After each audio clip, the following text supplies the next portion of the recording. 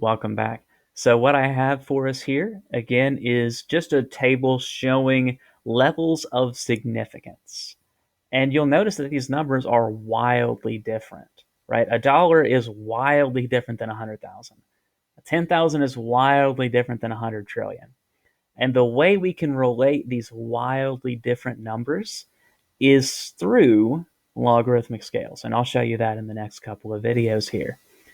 But all logarithmic scales start from some value that's not a lot, right? For time lost, maybe a day. Maybe loss of life, maybe this is 1 or 0, depending on your stance on things. Maybe it's none. Maybe there is no loss of life that's acceptable for you. But in any event, where we start from nothing and go up to tens of thousands or millions of people, there reaches a point where it goes from being not significant to kind of bad to really, really bad.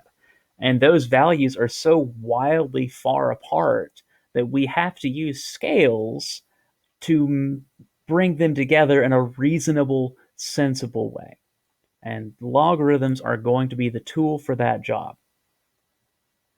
And so, again, logarithmic scales helps us relate big and small numbers together.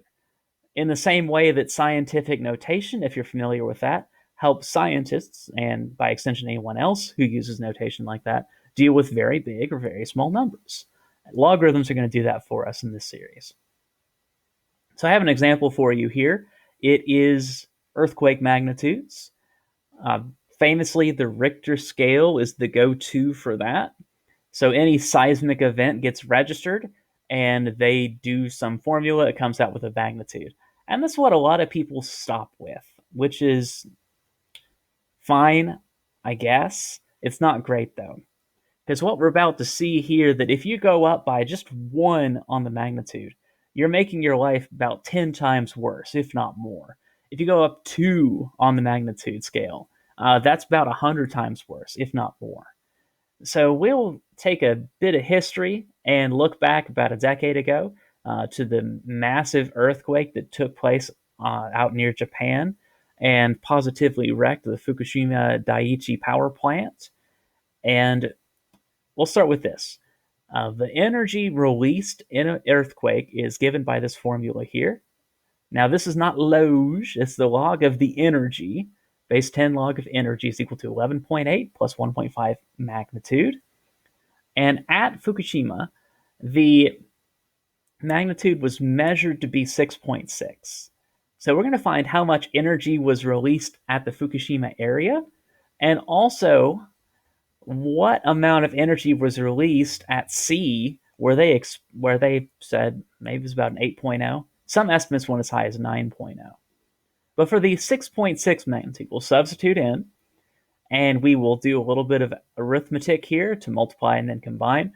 So I'm looking at log of E is equal to 21.7. Well, to find what E is, I'm going to do the exponential, base 10 exponential to undo the logarithm. So I'm left with just E is equal to 10 to the power of 21.7.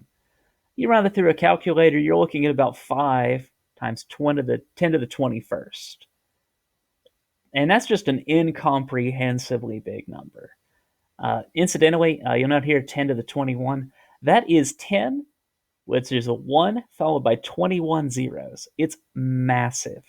In fact, just the go-to I always have for energy is atomic bombs. The ones that were dropped, sadly, also in Japan, had an average energy of about 7 times 10 to the 13th. So this is, no exaggeration, 100 million times more energy. Same process here for the 8.0 magnitude. We have magnitude going in. Log E is solved for. We isolate the logarithm. We do the base 10 exponential, and we find out that for the 8.0, it is, no exaggeration, 100 times more energy compared to the 6.6.